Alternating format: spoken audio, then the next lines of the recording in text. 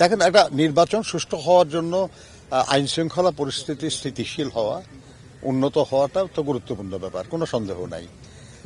আমরা অনেক আগে থেকেই বলে আসছি এটা, এবং সরকারকে আমরা বলেছি যে তারা যেন এ ব্যাপারে প্রয়োজনীয় উদ্যোগ নেন।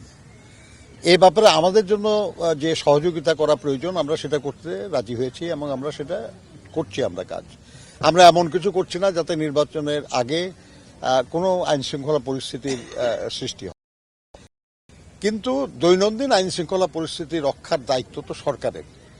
এই ব্যাপারে সরকারকে আহ্বান জানিয়েছে এবং আবার আহ্বান জানাবো যে তারা যেন অত্যন্ত সক্রিয় হয় এবং কৌশলী হয়।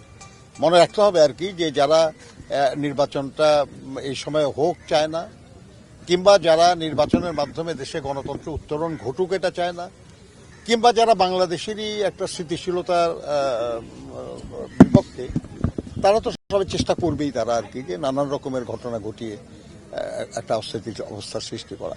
কিন্তু আমরা ধারণা করি আর কি যে সরকার প্রয়োজনীয় উদ্যোগ নেবে।